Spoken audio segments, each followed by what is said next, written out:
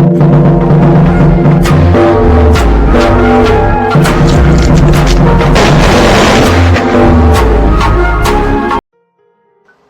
दोस्तों, मेरा नाम सुंदरम कुमार। स्वागत करता हूं अपने YouTube channel talent study point में। आज हम लोग कक्षा 12 भौतिक विज्ञान के किरचॉफ का नियम तथा वैद्युत परिपथ जो कि अध्याय 6 है कुमार मित्तल से के पार्ट 4 के बारे में अध्ययन करने वाले हैं। इसके प्रीवियस वाले वीडियो में मैंने पार्ट 3, पार्ट 2 और पार्ट 1 पढ़ा लिया है। यदि आप उसको नहीं देखे तो मैंने डिस्क्रिप्शन में लिंक दे दिया है, आप वहाँ जाकर देख सकते हैं। इस वीडियो में हम लोग का आज लास्ट वीडियो है, यानी पार्ट 4 जो हम लोगों का क्या है, ये लास्ट वीडियो है। इसमें हम लोग के देखेंगे किरचॉफ का नियम तथा व्हीटस्टोन सेतु। बाकी जो बचा हुआ प्रैक्टिकल की जो थ्योरी रहेगी हम लोगों का, प्रैक्टिकल जैसे मीटर सेतु हो गया, विभव मापी हो गया इत्यादि को मैं प्रैक्टिकल करके आपको दिखाऊंगा। ये सब हमारा क्या रहेगा, पूरा प्रैक्टिकल फॉर्म में रहेगा। यानी वो हमारा किस में रहेगा, नेक्स्ट वीडियो में जो हमारा जब प्रैक्टिकल आ जाएगा तब मैं उसको पढ़ाऊंगा कि मतलब क्या क्या कैसे कैसे उसमें होता है। लेकिन इस वीडियो में हमारा क्या है, लास्ट पार्ट है, यानी पार्ट नंबर 4 हम लोगों का लास्ट है। बाकी इसके बाद जो आएगा वो हमारा क्या रहेगा, प्रैक्टिकल फॉर्म रहेगा। वो परीक्षा की दृष्टि से नहीं रहेगा, वो सब केवल रहेगा प्रैक्टिकल के फॉर्म में। तो दोस्तों, यदि आप हमारे चैनल पर नए हैं तो हमारे चैनल को सब्सक्राइब कर लीजिए और साथ ही साथ बेल आइकन को भी दबा दीजिएगा ताकि लेटेस्ट वीडियो का नोटिफिकेशन आप पर तुरंत पहुंच जाए। और वीडियो को बिना स्किप किए एंड तक देखने के बाद अपने दोस्तों को भी शेयर कर दीजिएगा। और आपसे एक उम्मीद है कि हमारे इस वीडियो को आप बिना स्किप किए पूरा देखिएगा, क्योंकि इस वीडियो में जो आपको मिल जाएगा ना, वो पूरे YouTube पर आपको आज नहीं मिलेगा। मैं बता दे रहा हूँ, लिख कर दे रहा हूँ। मैं अपना YouTube चैनल बंद कर दूंगा यदि मिल गया तो। कैसे ये हमारा आया था किरचॉफ का नियम क्या होता है, सब पूरा फर्स्ट नियम और सेकेंड नियम क्यों आया, मैं पूरा इस वीडियो में आपको समझाऊंगा। तो दोस्तों, बिना टाइम इन्वेस्ट किए मैं वीडियो को स्टार्ट करता हूँ। तो हमारा आज का टॉपिक है किरचॉफ का नियम। आज का हम लोगों का टॉपिक है किरचॉफ का नियम। किरचॉफ का नियम। तो देखिए, पहले बात आता है कि किरचॉफ का नियम आने से पहले किरचॉफ ने अपना नियम क्यों दिया। तो किरचॉफ ने नियम इसलिए दिया क्योंकि जो डिजिटल परिपथ होते हैं और जो जटिल परिपथ होते हैं, जटिल परिपथ कहने में मतलब यह हुआ कि उसमें क्या हो, 3-4 स्विच लगे हो, बल्ब लगे हो, उसको हम लोग कहते हैं जटिल परिपथ। जटिल परिपथ कहने में मतलब ये है कि जिसमें क्या हो, 3-4 बल्ब लगे हो, 5-6 स्विच लगे हों, और उसमें क्या हो, 3-4 बंद पास हो। बंद पास कहने का मतलब कि क्या हो, उसमें रास्ता ऐसे से सब बंद हो। तब उसमें विभिन्न परिपथों में जो एक बल्ब है, दो बल्ब है, इसमें से किसमें किसमें कितना कितना धारा जा रहा है, उसके लिए हम लोगों को जो आया था नियम वो है किरचॉफ का नियम। इसीलिए इन्होंने अपना नियम लागू किया था कि जो जटिल परिपथ हो उसमें विभिन्न खंडों में जो धारा बह रही है उसको निकालने के लिए मैं अपना सरल मेथड दे रहा हूँ। वही हमारा क्या है, किरचॉफ का नियम है। तो किरचॉफ का नियम का प्रतिपादन सर्वप्रथम 1842 ईस्वी में हुआ था। 1842 ईस्वी में किरचॉफ का जो नियम है वह 1842 ईस्वी में 2 नियम दिए थे। कितने नियम दिए थे? 2 नियम। दोनों नियम बहुत ही आसान तरीके से हम लोग आज समझेंगे। तो चलिए फर्स्ट नियम की बात करते हैं। अब पहले ये मालूम कर ले किरचॉफ का नियम लगता कहाँ है, तो अभी हम बताएं किरचॉफ का नियम क्या लगता है, जटिल परिपथ में। कोई पूछा किरचॉफ का नियम कहाँ लगाएंगे तो कहेंगे कि इसमें जटिल परिपथ में, यानी जिसमें हम आसानी से धारा का मान विभिन्न खंडों में ज्ञात न कर सके, उसमें हम लोग क्या लगाएंगे, किरचॉफ का नियम लगाएंगे। उसमें हम लोग क्या लगाएंगे, किरचॉफ का नियम। तो किरचॉफ ने कुल 2 नियम दिए थे, जिसमें से प्रथम नियम, या इसको हम लोग कहते हैं अथवा संधि नियम, अथवा क्या कहते हैं उसको, संधि नियम। संधि नियम। चलिए पहले इसको समझ लेते हैं, दूसरी नियम समझेंगे। तो प्रथम नियम क्या है इनका, समझिएगा। पहला नियम अथवा संधि नियम, संधि इन्होंने इसलिए कहा था, जैसे हमारा मान लीजिए खम्मा है तो इसको इन्होंने संधि का नाम दिया था। जैसे हमारा लाइन वाला ये खंभा है तो इसको इन्होंने क्या दिया था, संधि का नाम दिया था। जैसे हमारा बोर्ड हो गया, बोर्ड पे जो स्विच होता है वो हमारा क्या है, संधि है। वो हमारा क्या है, सब संधि है। तो इन्होंने क्या कहा था कि ये हमारा संधि है। तो कहेंगे किसी वैद्युत परिपथ में, हमारा कोई वैद्युत परिपथ है, तो किसी वैद्युत परिपथ में किसी भी संधि पर, किसी भी संधि पर, चाहे ये संधि हो खम्मा वाला हो, चाहे हमारा परिपथ के अंदर हो, चाहे परिपथ के बाहर हो, लेकिन संधि होना चाहिए। तो किसी वैद्युत परिपथ में किसी भी संधि पर मिलने वाली समस्त धाराओं का बीजगणितीय योग क्या होता है, शून्य होता है। चलिए इनके नियम को मैं लिख देता हूँ कि इनका नियम क्या है, किसी किसी वैद्युत परिपथ, किसी वैद्युत परिपथ में किसी भी संधि किसी भी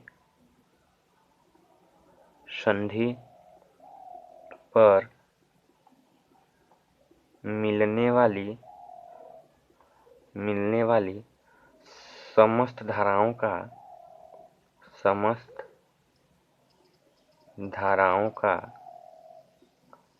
बीजगणितीय योग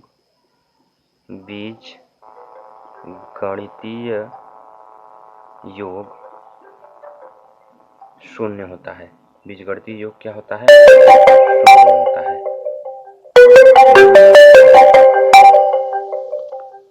अथवा संधि का नियम क्या है हमारा कि किसी वैद्युत परिपथ में किसी भी संधि पर मिलने वाली समस्त धाराओं का बीजगणितीय योग क्या होता है? शून्य होता है।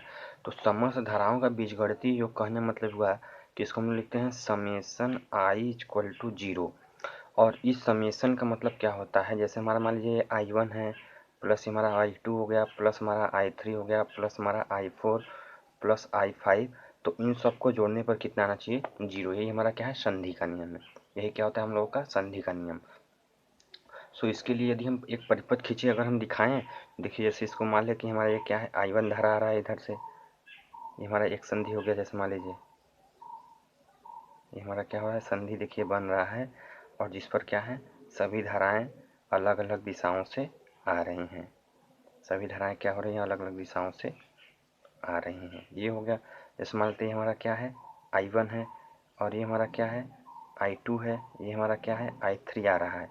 मान लीजिए यहाँ से I4 जा रहा है, और यहाँ से क्या कर रहा है? I5 जा रहा है। I4 व I5 यहाँ से क्या कर रहे हैं? जा रहे हैं। तो इसी में हम थोड़ा सा ये लगा देते हैं कि इसमें चिन्ह परिपाटी का नियम क्या होता है?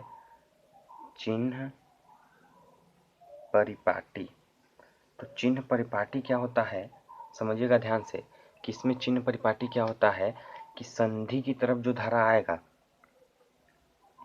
संधि की ओर आने वाली धारा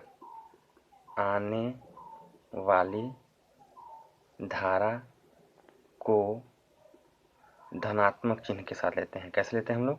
धनात्मक चिन्ह। और दूसरा रूल क्या है इनका?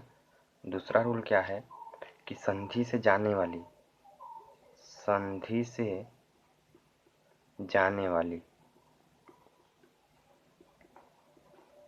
धारा को हम लोग क्या करते हैं? ऋण चिन्ह से लेते हैं। ऋण चिन्ह से लेते हैं। यानी संधि की ओर आने वाली धारा को धनात्मक चिन्ह से, और संधि की तरफ जाने वाली धारा को हम लोग क्या करते हैं? ऋणात्मक चिन्ह से। तुम्हारा जो चित्रानुसार क्या दिखा है? I1 आ रहा है, I2 आ रहा है, I3, यानी क्या होगा?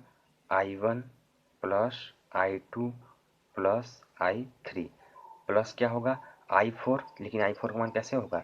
ऋणात्मक I4 प्लस I5 क्या हो रहा है? जा रहा है, तो क्या होगा? Minus I5 equal to summation I equal to क्या होता है? 0। यानी सबका योग कितना हो जाएगा? 0। तो यहाँ से हमारा क्या आएगा? I1 plus I2 plus I3, ये कितना होगा? माइनस I4 माइनस कितना आ जाएगा? I5 इक्वल टू कितना हो जाएगा? 0। तो इन दोनों को हम उधर भेज देंगे। कितना आएगा? I1 plus I2 plus I3 equal to क्या हो जाएगा? I4 और प्लस कितना होगा? I5। अब देखिए फिगर में ध्यान से देखिएगा, I1 I2 I3 संधि की ओर आ रही हैं, और I4 और I5 क्या है? संधि से जा रही हैं।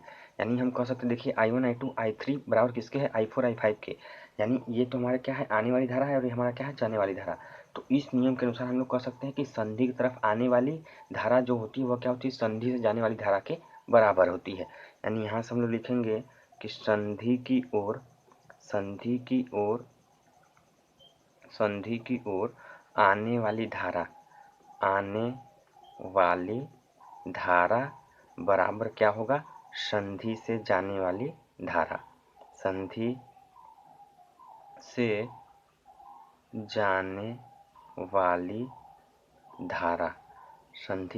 वाली धारा। संधि की ओर आने वाली धारा अब बराबर क्या होगा? संधि से जाने वाली धारा। इसी कारण इस नियम को हम लोग धारा नियम से भी जानते हैं। इस नियम को देखिए, ये बहुत ही इंपॉर्टेंट है, कोई बताता नहीं होगा यूट्यूब पे कि धारा नियम क्या है। धारा नियम यही है कि संधि की ओर आने वाली धारा बराबर संधि से जाने वाली धारा, इसी को हम लोग कहते हैं क्या, धारा नियम। और जब देखिए जितना धारा आ रहा है उतना धारा जा रहा है, यानी यहाँ से एक निष्कर्ष और निकलता है, मेन पॉइंट, कि यह क्या होता है, आवेश संरक्षण का व्यक्त करता है। जो प्रथम नियम है, प्रथम नियम क्या करता है, किसको व्यक्त करता है, आवेश संरक्षण को। आवेश संरक्षण, संरक्षण, आवेश संरक्षण कहने का मतलब है कि जितना आवेश आएगा उतना आवेश जाएगा। संरक्षण कहने का मतलब ये है कि आपके पास 5 रुपया है, आपने उसमें से 3 रुपया खर्चा कर दिया, आपके जेब में कुल 5 रुपया है, आपने उसमें से 3 रुपया खर्चा कर दिया, और गलती से कोई पीछे से आपके जेब में फिर 3 रुपया डाल दिया, तो यानी आपके पास पहले तो 5 रुपया था, फिर बाद में कितना बचा, 3 रुपया बचा, फिर बाद में कोई 2 रुपया और डाल दिया तो कितना हो गया, 5। मतलब जितना था उतना हो गया, तो इसको हम लोग कहते हैं संरक्षित धन, यानी जो हमारा इसमें धन है यह क्या है, संरक्षित है। इसी को हम लोग कहते हैं आवेश संरक्षण। आवेश संरक्षण का मतलब यह हुआ कि पहले अगर 5 गुलाम का है तो बाद में भी कितना रहेगा, 5 गुलाम रहेगा, उसमें भी कोई अंतर नहीं आएगा, यानी जितना है उतना रहेगा, तो हमारा क्या रहेगा, आवेश संरक्षण। तो निष्कर्ष क्या हो रहा है, देखिए जितना आ रहा है उतना ही जा रहा है, कोई इसमें नुकसानी नहीं हो रहा है। अगर कोई नुकसानी नहीं होगा तो जितना आएगा उतना जाएगा, अगर आएगा बराबर जाएगा तो वहाँ क्या रहेगा, आवेश संरक्षण। और इसी आवेश संरक्षण को हम लोग एक नाम और देते हैं, धारा का नियम। इसी नियम को हम लोग क्या करते हैं, धारा का नियम। पूछेगा ऐसे कि किरचॉफ के किस नियम को हम लोग धारा के नियम से जानते हैं, तो कहेंगे किरचॉफ के प्रथम नियम यानी संधि के नियम को हम लोग धारा से नियम से जानते हैं। कहेंगे क्यों जानते हैं, कहेंगे कि संधि की ओर आने वाली धारा बराबर संधि जाने वाली धारा होती है, चूंकि जितना धारा आती है उतना धारा जाती है, इसलिए हम इसको धारा के नाम से भी जानते हैं। ये हमारा क्या है, प्रथम नियम है। प्रथम नियम फिर सुनिए क्या है कि किसी वैद्युत परिपथ में किसी भी संधि पर मिलने वाली समस्त धाराओं का बीजगणितीय योग शून्य होता है, अर्थात इस संधि पर कोई भी धारा नहीं रहेगी। क्यों नहीं रहेगी, क्योंकि 3 धारा आ रही है तो 2 से जा रही है, यानी इस बिंदु पर पॉइंट जो O है इस पर कोई भी धारा नहीं है, यानी उस पर धारा का मान शून्य है। यही कहा गया कि जो समस्त धाराओं का बीजगणितीय योग होता है वो क्या होता है, शून्य होता है, अर्थात इस संधि पर कोई भी धारा नहीं रहेगी, जितना भी आएगा वो क्या कर देगा, डोनेट कर देगा। तो दोस्तों उम्मीद करता हूँ कि आपको प्रथम नियम समझ में आया होगा। नेक्स्ट टॉपिक हम लोग का क्या रहेगा, सेकेंड नियम, यानी किरचॉफ का सेकेंड नियम क्या है। आइए देखते हैं किरचॉफ का सेकेंड नियम क्या है।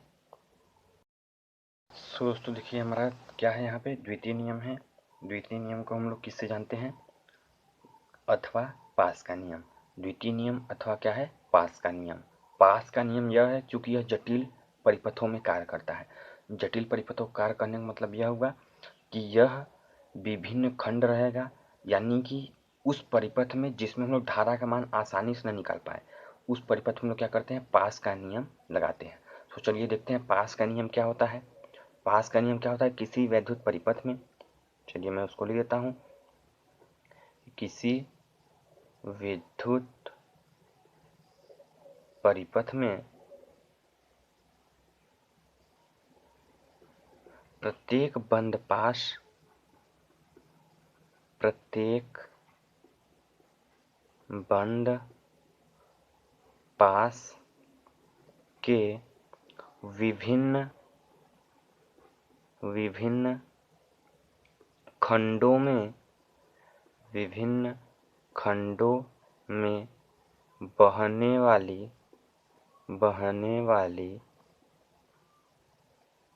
धाराओं,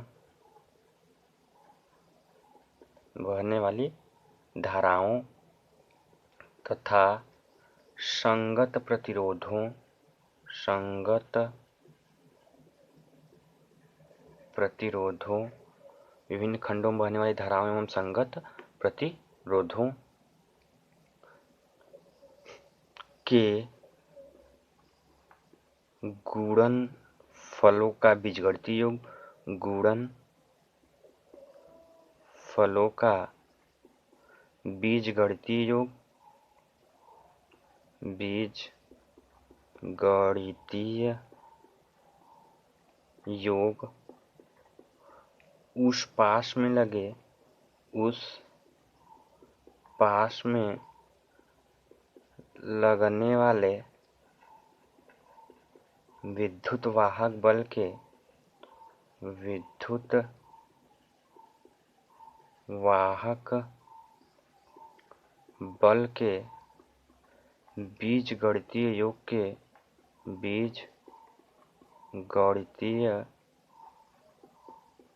के बराबर होता है।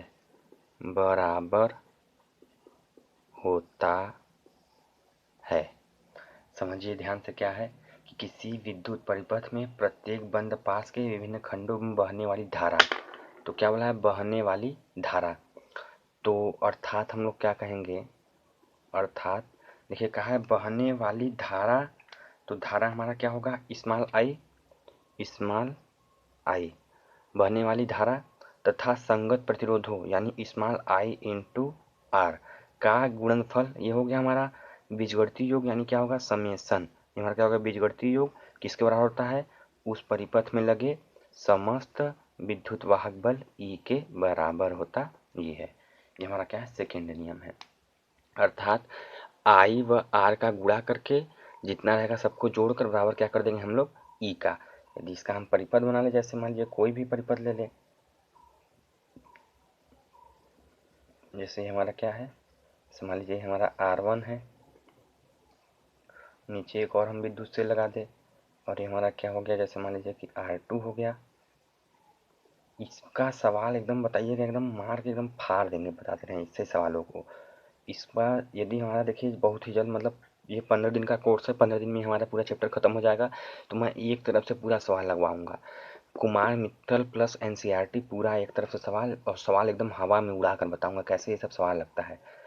तो यहाँ पे हमारा क्या होगा, जैसे मान लीजिए हमारा ये E1 है, ये हमारा E1 है, और ये हमारा क्या है, E2 है। ये हमारा क्या है, E1 है, और ये हमारा क्या है, E2 है।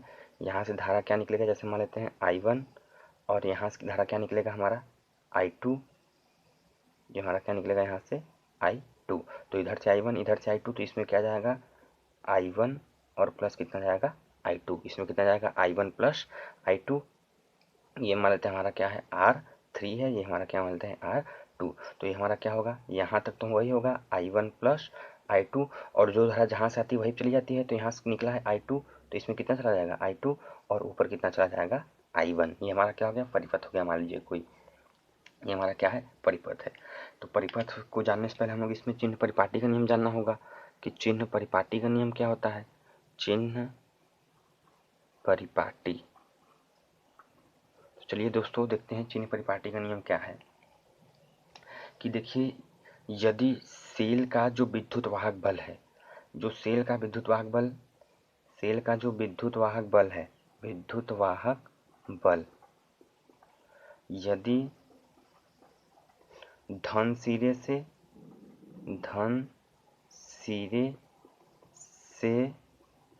प्रारंभ होकर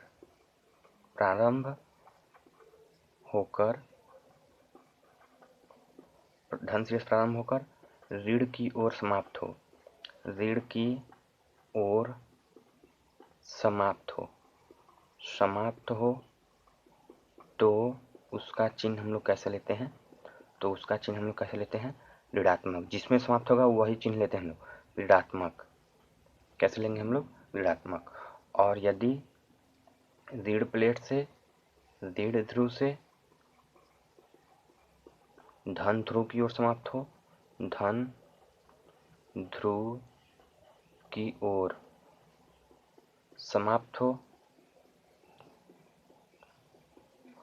तो हम लोग कैसे लेंगे, देखिए धन ध्रुव से धन ध्रुव की ओर क्या हो, समाप्त हो, तो हमारा क्या लेंगे, उसको हम लोग कैसे लेंगे, धनात्मक। कैसे लेंगे, धनात्मक। और देखिए इसमें क्या हो रहा है, धारा ऐसे जा रहा है, देखिए धारा कैसे आ रहा है, ऐसे, तो इसको हम लोग ऐसे प्रकट कर देते हैं। और इसमें भी कैसे आ रहा है, ऐसे, तो इसको भी हम लोग क्या करते हैं, ऐसे प्रकट कर देते हैं।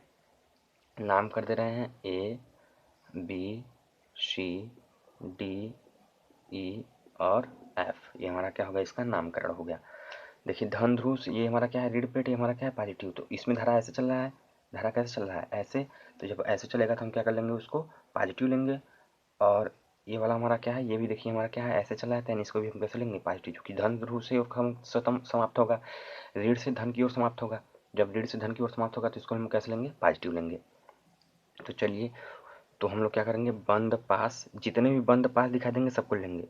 बंद पास ABCDE में ABCDA ये हमारा क्या है, बंद पास है में क्या होगा, देखिए नियम क्या है कि I इंटू आर, तो देखिए इसमें क्या है, ऐसे चलना है तो ऐसे आएंगे तो क्या होगा R1 इंटू I1, यानी क्या होगा I1 गुड़े R1, I1 गुड़े R1। अब देखिए कोई लगा है कि नहीं इसमें, अब देखिए इस परिपथ में R2 भी आ रहा है, लेकिन जा रहे हैं ऐसे, धारा किधर आ रहा है ऐसे, यानी कैसे लेंगे उसको, माइनस में लेंगे, तो इसमें क्या होगा minus I2 R2 minus I2 into R2 बराबर कर देंगे। बराबर क्या होगा, ऐसे विद्युत भाग बल, तो ऐसे आ रहे हैं, देखिए ऐसे आ रहे हैं, ऐसे चलना है तो ऐसे आएंगे तो हमारा E1 क्या होगा, देखिए माइनस से प्लस की ओर समाप्त हो रहा है, यानी कैसे लेंगे प्लस का, यानी E1। अब इसको देखिए कैसे लेंगे, ऐसे आएंगे तो ऐसे, मतलब हमको कैसे चलना है ऐसे, तो कैसे आएंगे प्लस से माइनस की ओर जा रहे हैं, यानी खत्म किस पे हो रहा है, माइनस पे, यानी हमारा क्या होगा ये वाला -E2, ये हमारा क्या है नियम है। यानी इसको हम लोग लिखना चाहे सेपरेटली तो क्या हो जाएगा I1 R1 minus I2 R2 equal to E1 minus E2, I1 R1 minus I2 R2 equal to क्या होगा E1 माइनस E2 हो जाएगा। अब दूसरे वाले में देख ले, बंद पास DEFCD में, DEFCD में हमारा क्या है बंद पास है, तो इसमें भी यदि हम किरचॉफ का नियम लगाएंगे तो कितना होगा, देखिए R2 गुड़े I2, मतलब क्या होगा I2 गुड़े R2 प्लस इधर आएंगे तो क्या होगा, इसमें R3 में I1 प्लस I2 जा रहा है, यानी I1 plus I2 into R3 equal to, ऐसे आ रहे हैं तो हमारा देखिए माइनस से प्लस, यानी किस में लेंगे इसको पॉजिटिव, यानी हमारा किस में होगा E2 पॉजिटिव में होगा।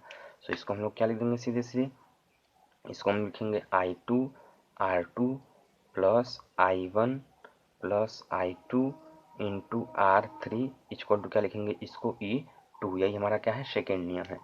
देखिए अब देखिए हमारा क्या है कि जिसमें इतना विभव है इसमें इतना विभव है, सबका अलग अलग है, और जब जोड़कर इन दोनों विभव का क्या आएगा इसमें आएगा, यानी जितना विभव आ रहा है उतना विभव जा रहा है, तो इस नियम को हम लोग वोल्टता का नियम कहते हैं। इंपॉर्टेंट ये है कि इस नियम का हम लोग क्या करते हैं, वोल्टता का नियम भी कहते हैं, वोल्टता नियम।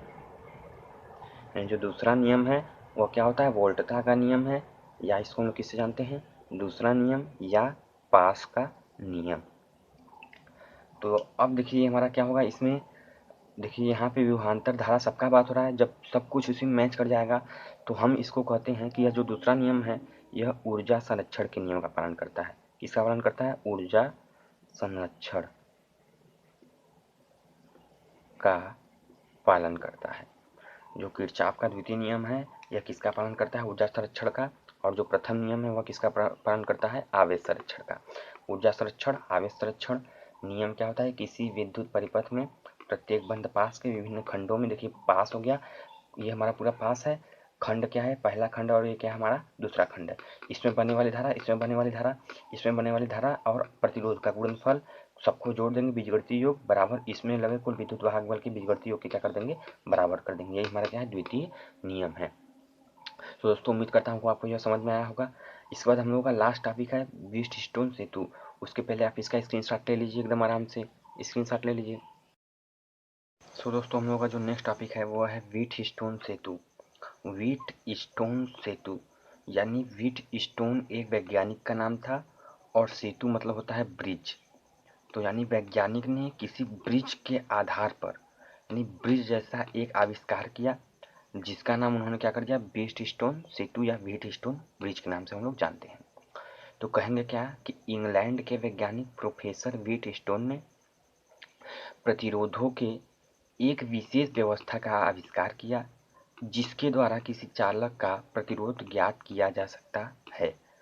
उसी व्यवस्था को हम लोग क्या कहते हैं, व्हीटस्टोन सेतु। तो व्हीटस्टोन सेतु का हम लोग पहले फिगर देख लेते हैं कि व्हीटस्टोन सेतु फिगर क्या होता है। तो उन्होंने क्या किया था कि चार प्रतिरोधों को श्रेणी क्रम में जोड़कर, ये हमारा क्या हो गया, जैसे मान लीजिए कि एक प्रतिरोध ये हो गया एक, ये हो गया दो, और ये हम लोग क्या हो गया तीन, और ये हमारा क्या हो गया चार।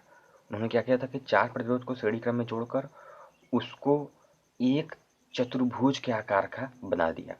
चतुर्भुज के आकार करने का मतलब ये हुआ कि यहाँ से मोड़ा, यहाँ से मोड़ा, यहाँ से मोड़ा और यहाँ से, इसको पढ़ के इसको हटा दिया और इसको क्या कर दिया, ऐसे खींच दिया। तो इसको मैं चतुर्भुज के आकार का बना देता हूँ।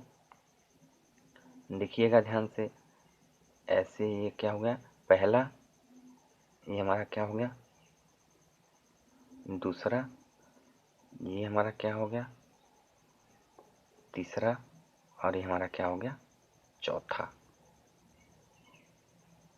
ठीक, ये हो गया। फिर इसको क्या किया उन्होंने कि एक सिरे से, यानी एक बिकड़, इसका नाम दे दे रहे हैं हम लोग ए सी, इसका नाम कर दे रहे हैं बी और डी। एक बिकड़ एसी से, एक बिकड़ एसी से उन्होंने क्या किया, एक सेल को जोड़ दिया और उसके साथ साथ एक क्या लगा दिया, उसमें कुंजी लगा दिया।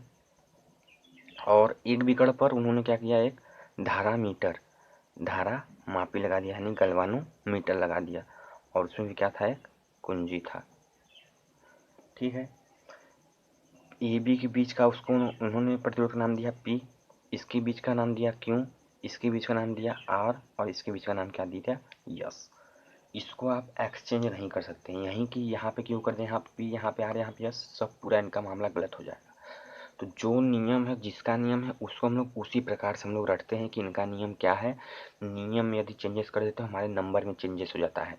तो इसीलिए इनमें क्या होता है, P Q R S एकदम इसी क्रम में रहेंगे, इसमें कोई भी छेड़छाड़ नहीं करना है, यानी no touch attached in this figure.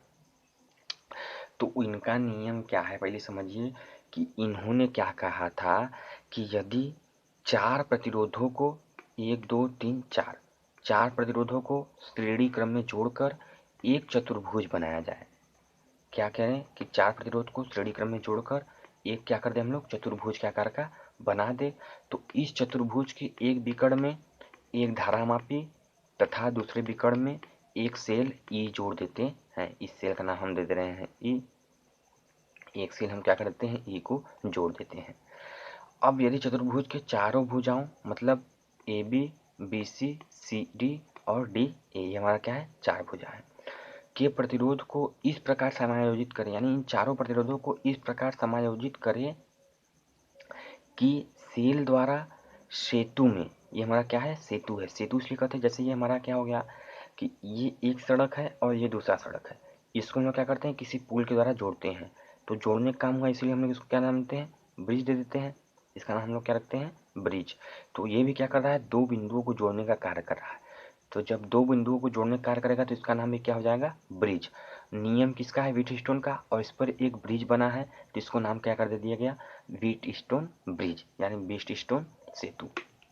तो चलिए समझते हैं क्या बताए थे कि इन चारों प्रतिरोधों को हम लोग इस प्रकार समायोजित करें, चारों प्रतिरोधों को हम लोग इस प्रकार समायोजित करें कि सेल द्वारा सेतु में विद्युत धारा प्रवाहित करने पर, यानी इसमें क्या करें, जैसे हम लोग क्या करें, इस परिपथ में धारा प्रवाहित करें तो ये जो धारा मीटर है इसमें कोई भी विक्षेप उत्पन्न न हो।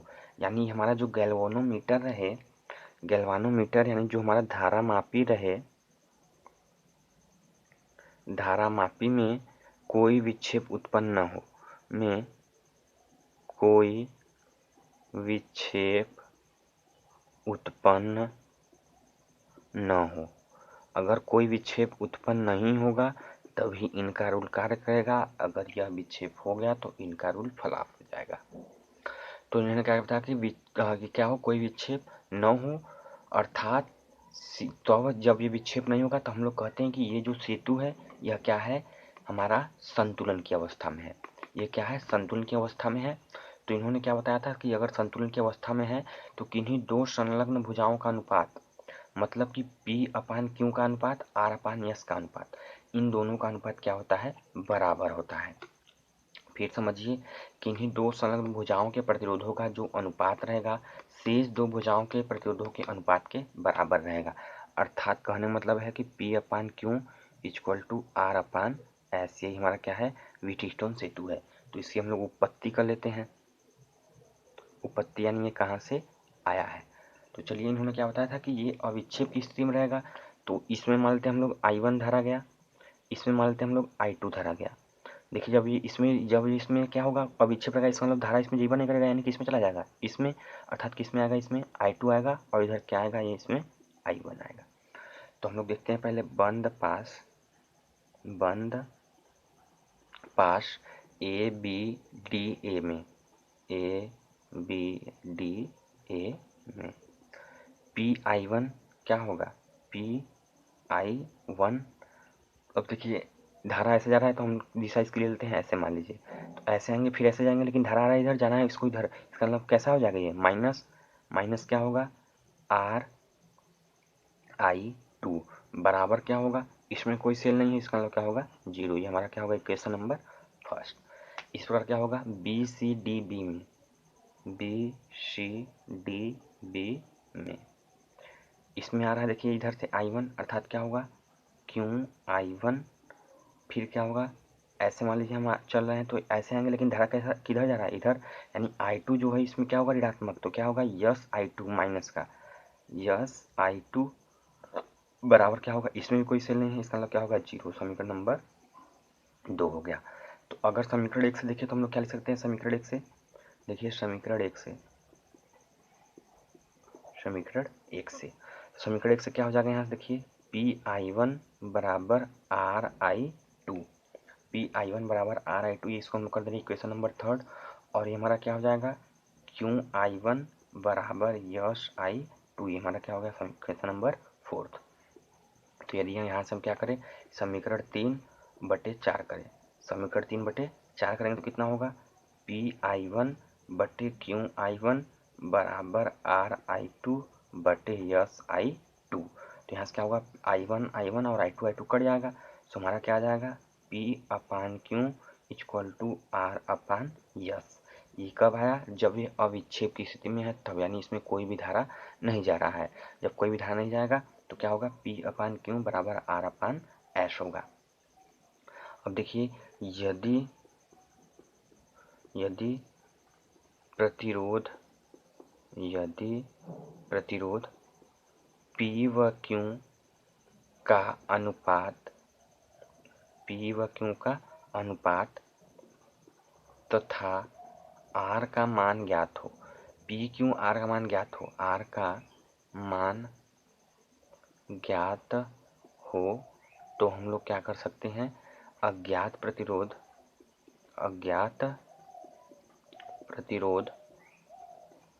S का मान निकाल सकते हैं।